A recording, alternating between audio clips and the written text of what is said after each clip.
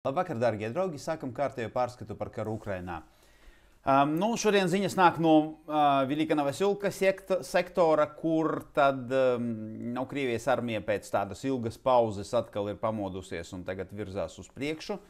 Un kā arī ziņas no citiem sektoriem pagaidām pozitīvas laikam nāk tikai no Pakrovskas, kur Ukrainas armija ir pārtvērusi to lokālo iniciatīvu. Un pagaidām izskatās, ka veids veiksmīgas pretuzbrukuma kaujas. Sāksim ar vienu ziņu, kas interesanti šoreiz nāk no Dienvidkorejas. Ir viņiem tāda ziņu aģentūra, kur tad Dienvidkorejas izlūku speciālisti pasaka, ka Koreja sūtīs 100 tāldarbības artilērijas vienības vai jau ir nosūtījusi šitās te Koksan haubicas uz Ukrainu, pareizāk sakot, uz Krieviju, lai tie karotu Ukrainā. Un attiecīgi plāno visdrīzāk sūtīt vēl vairāk gan ieročus, gan karavīrus. Interesanti ir viņu informācija par karavīriem, jo pēc Dienvidkorejas spiegu ziņotā Ziemeļkoreja ir zaudējusi 300 nogalinātos un 2700 ievainoto karavīru. Kas patiesībā izklausās ļoti ticami, jo tas aptuveni atbilst tam kauju raksturam un varētu būt ļoti realistiski skaiti par to, kādus tad zaudējumus ir Ukraiņi nodarījuši ziemeļkorejiešiem. Jebkurā gadījumā 3000 ir vai pilnīgi izvesti no ierindas, vai ir ievainoti, un jebkurā gadījumā zaudējumi ir ļoti lieli. Un skaidrs, ka ziemeļkorejiešus visdrīzāk mēs tuvākā laikā frontes līnijā atkal neredzēsim. Vienīgais izņēmums ir, ja kaut kādas jaunas vienības netiks atsūtītas uz šī gadījumā uz Krievijas teritoriju, uz Kursku. Zaparīžī virziens atsākās kaujas pie Velika Novoselka. Mēs redzam Krievijas armijas uzbrukumu no Novy Kamar, virzības uzsākšanu no Velikas Novoselkas pašas un uzbrukumu Novoselkas virzienā. Tas ir šeit, tātad pirmais no Novy Kamar uzbrukums ir schematiski te pa vidu. Uzbrukums starp Razdoļne un Novočeretavate izskatās tā, ka te virzība uz priekšu nesokās, tad visdrīzāk mēs redzēsim šādus te manevrus no Krievijas armijas puses, mēģinājot tad apiet tās aizsardzības pozīcijas, kuri viņi ieņemt nevar. Centrā ir virzības uzsākšana ārā no Velika Novoselka, un šeit te ir tāds uzbrukums gar tādu grāvi, balka viņiem saucās, un tad attiecīgi šeit virzība uz priekšu. Un šeit mērķis ir, protams, ka Novoselka un šis te ceļa posms,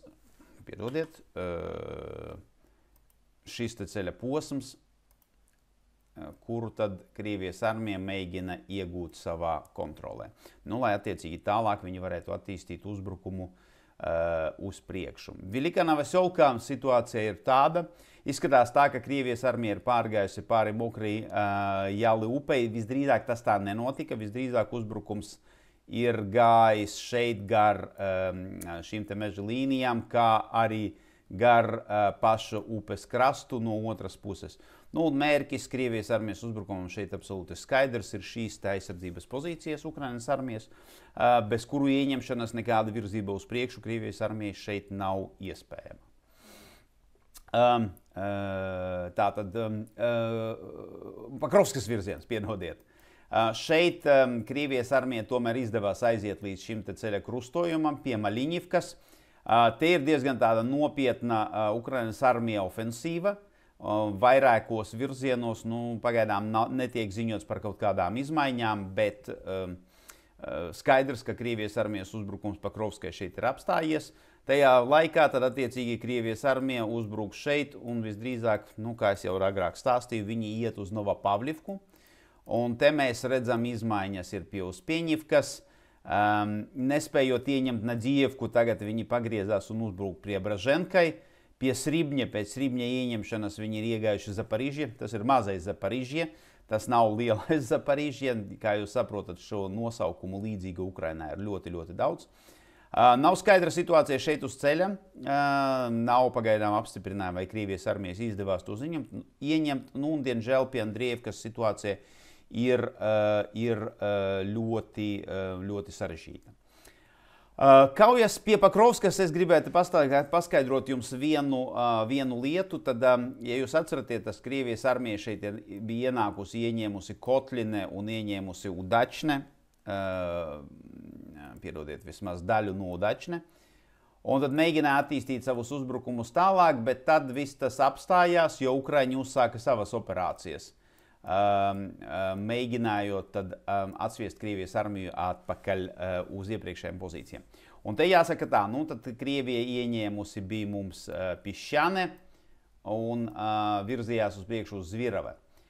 Un tad patiesībā šeit Krievijas armija, tās vienības, kuras atrodas šeit pie Kotliņa un Udačne, un arī, nu tā skaitā arī Vovkove un Salone, ir nonākuši ļoti sarežģītā situācijā. Un tas, ko mēs te redzam, ka te praktiski mēs neredzam Krievijas armijas smago tehniku. Kāpēc? Tāpēc, ka atkal atgriežamies pie geogrāfijas. Tas, ko mēs šeit redzam vienu upi un otru upi, kura šitāda veidā līkločo. Un kur tad to upi var šķērsot? Īpaši daudz vietu, kur to upi šķērsot var, nav. Viena no tādām vietām ir šeit pie Pišķane, bet ceļš ir arī nav tāds īpaši izdevīgs, jo tad Krievijas armija ir jāiet aptuveni šādi līdz šejienei. Otrs ir šeit pie Novaļiksandravkas un Novosirgievkas, bet tā vēl joprojām ir Ukrainas armijas rokās. Visas pārējās pārcelšanas pāri upei šeit ir ārkārtīgi sarežģītas šajā brīdī, kamēr nekas nav sasalis un jūs nevarat tāpat vienkārši pārbraukt tai pāri. Kas automātiski nozīmē diezgan lielas apgādes problēmas Krievijas armijas grupējumam, kas atrodas šeit. Nu, un tas arī izskaidro, kāpēc Ukraiņi tagad mēģina izmantot šo iespēju, lai likvidēt šo te Krievijas armijas placdarmu un tad mēģināt atgriezt pozīcijas vismaz tad uz šo upju krastiem.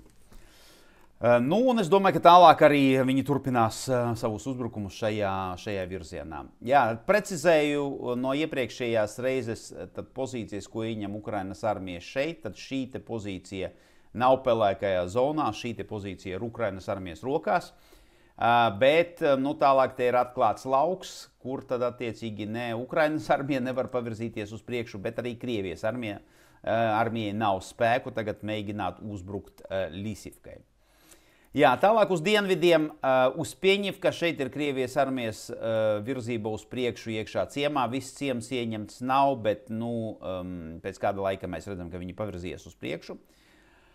Pie Priebraženkas, kā es jau teicu, tātad uzbrukumi Nadievkai bija neveiksmīgi, un tagad šeit pa šito te grāvi viņi mēģina virzīties uz priekšu ar mērķi visdrīzāk apiet Nadievkas aizsardzības pozīcijas un mēģināt aplenkt šo te apdzīvoto vietu, un paralēli tam mēs redzam uzbrukums pagriezās uz dienvidiem, un šeit viņu mērķis, protams, ir Priebraženka. Ja virzamies tālāk uz priekšu, tad šeit pie Sribne mēs redzam uzbrukumu Zaporožie.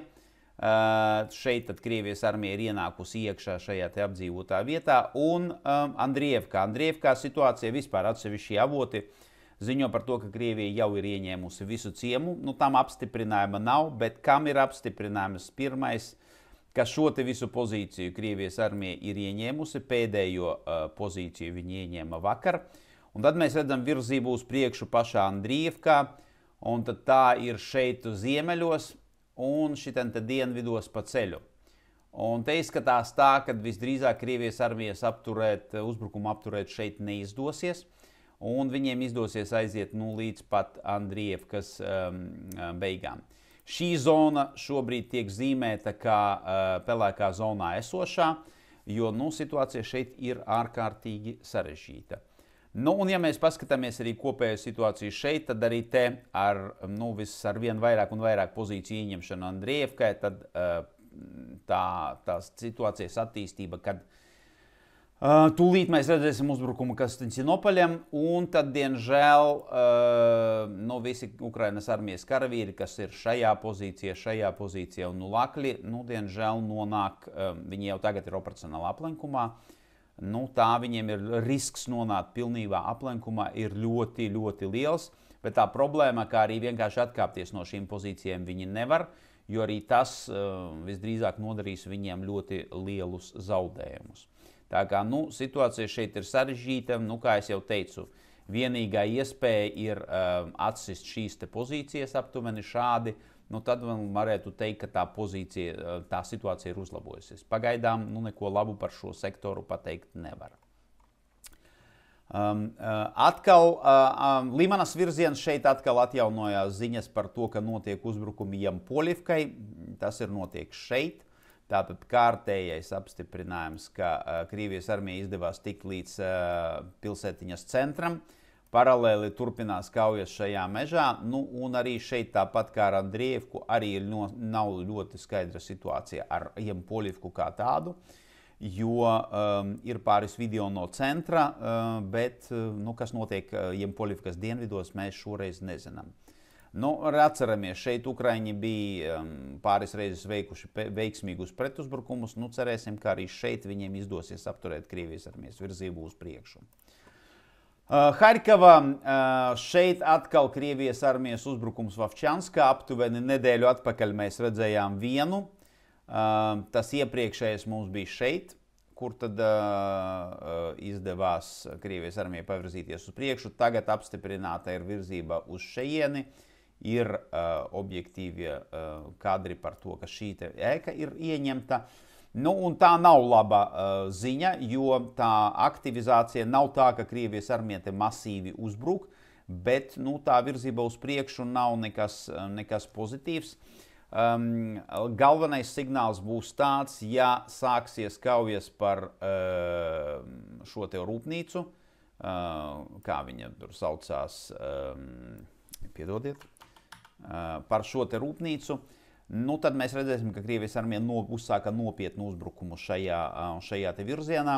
Pagaidām tās ir vienkārši tādas taktiskās veiksmes no dienas uz dienu vai no nedēļas uz nedēļu, kas pēc būtības situāciju šeit nemaina. Bet ja sākās lielās kaujas par rūpnīcas teritoriju, tad mēs varam teikt, ka Krievijas armija ir uzsākusi nopietnu uzbrukumu arī šeit.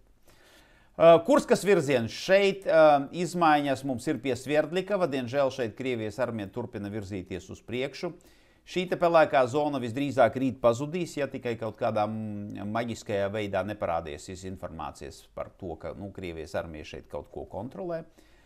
Turpinās kaujas par Čerkasku, Kanepeļku un Fanasievku, kurām uzbruk Krievijas armija, un Ukraiņi turpina kaujas par Ulanoku. Nav nekādas informācijas par to, kas notiek šeit malās Lokņas rajonā. Cerēsim, ka Ukraiņiem tur izdodās turpināt savus uzbrukuma darbības šeit. Un atkal ir dučiem video no Pisarivkas rajona, kur atkal šajā te sektorā mēs redzam Krievijas armijas dronu vienības plosās un uzbruk visam, kas brauc pa šo te ceļu no Sumi uz Sudžu, tādā veidā traucējot Ukrainas armijas kontingenta pārapgādi Kurskas reģionā. Tātad izmaiņas kaujas laukā notika šeit Sverdlikava. Šeit ir apstiprināta neliela Krievijas armijas virzība uz priekšu. Un kā es tad teicu, tad šeit ir vēl joprojām neskaidrība ar šo te rajonu. Ja Krievijas armija turpinās uzbrukt Sverdlikava un viņiem izdosies iziet līdz šīs apdzīvotās vietas robežām, tad mums arī būs skaidra informācija, vai Krievijas armija kaut ko šeit arī kontrolē. Jebkurā gadījumā pēc dienas divām šeit būs lielāka skaidrība. Jā, tas šodienai man ir viss. Pagaidām nav nekas īpaši iepriecinošs. Vecais jaunais sektors ir atvēries. Atkal Krievijas armijā aktivizējas Vilikanava-Solka virzienā. Cerēsim, ka Ukraiņi, kā es teicu, ir aktīvi pie Pakrovskas. Tad cerēsim, ka tur viņiem izdosies nopietni uzlabot savas aizsardzības pozīcijas. Un tad iespējams būs arī kaut kādi spēki, kurus varēs pārsviest uz citiem virzieniem, kur tad arī mēģināt uzlabot situāciju arī tur. Jā, tas šodienai man ir viss. Paldies par jūsu uzmanību un līdz rītam.